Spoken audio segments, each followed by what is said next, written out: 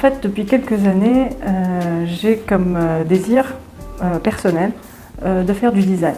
Donc du mobilier, de l'accessoire pour maison, peut-être aussi de l'accessoire pour la mode. Jusqu'au jour où j'ai réalisé qu'on a un fort potentiel d'artisanat et d'artisans en Tunisie et que la combinaison design et artisanat pourrait être une voie qui pourrait être très intéressante, aussi bien pour les artisans que pour les designers et le public, évidemment, parce que ça pourrait donner une ligne qui est très forte au niveau de son identité, de l'originalité, et puis avec des produits locaux, des matériaux locaux. Voilà comment est venue l'idée de travailler avec des artisans. C'est la grande difficulté parce que oui, je gère des projets essentiellement de maison. Dans une maison, il y a beaucoup de détails. Quand on finalise un projet architectural jusqu'à la livraison, on est obligé de passer par des détails au 20e, des fois au 5e aussi, quand on dessine une vasque ou un détail de porte ou de poignée. Donc en fait, on est constamment en relation avec des artisans, même sur le chantier. Ce passage de la grande ou moyenne échelle vers la toute petite échelle se fait naturellement. On commence par le béton, les fondations, et on arrive au final à travailler sur du laiton, des matériaux comme le cuivre, le bois, et pour certaines missions où on continue aussi l'aménagement intérieur et la décoration, où on peut conseiller, prescrire le mobilier et les accessoires comme les luminaires, les tapis, les rideaux. Avec certains maîtres d'ouvrage, on finit par toucher aussi à l'artisanat et au design. Donc pour moi, ce chemin, il est fluide, il est tout à fait naturel et normal. J'ai envie de dire complètement, c'est complètement ça.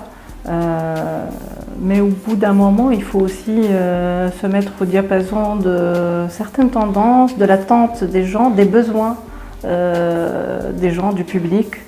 Donc moi, je ne suis pas vraiment dans une démarche de création complètement libre parce que je ne suis pas une artiste. Je suis architecte et designer. Il y a des contraintes qui sont inhérentes aux matériaux, mais aussi l'attente, les besoins. Après, on essaie de marquer par une empreinte, par sa propre empreinte, ses propres influences et préférences, mais il faut aussi que ça corresponde aux gens à qui on s'adresse. Awa, ça veut dire Architect with the Artisan. Donc, comme j'ai eu l'occasion de travailler avec beaucoup d'artisans, de collaborer avec eux, et tout simplement, Awa, c'était évident, l'architecture et l'artisanat. Awa commence par un tout premier produit qui est le sac Luna, qui a une forme géométrique demi-rond. Donc le Luna, il a cette particularité d'avoir une forme circulaire. Il correspond en fait à une femme active, libre, à la recherche de quelque chose de spécial. Les produits Awa, les sacs Awa sont en cuir de vachette pleine fleurs. Donc en Tunisie, on a de très bons cuirs et on a un bon savoir-faire artisanal au niveau de la fabrication de la maroquinerie. Ensuite est venu le petit sac Bousta, qui veut dire la poste en fait, et qui veut dire enveloppe parce qu'il a une toute petite taille mais il est très pratique. Il est un peu plus classique que le Luna et se porte très facilement en soirée, mais comme en journée aussi. Et le troisième sac, c'est le sac Lego. Alors Lego, c'est un sac qui est encore plus ludique parce que il a une forme un peu spéciale et il est unisexe. Donc selon les couleurs, même les hommes pourront le porter s'ils veulent se démarquer, avoir un look un peu original.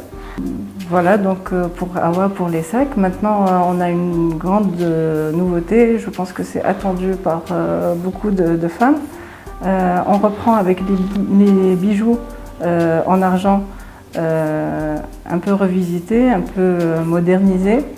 Moi, j'aimerais adresser mes sacs à toute femme tunisienne, mais aussi dans le monde, pourquoi pas. Pour moi, il n'y a pas de limite, de frontières.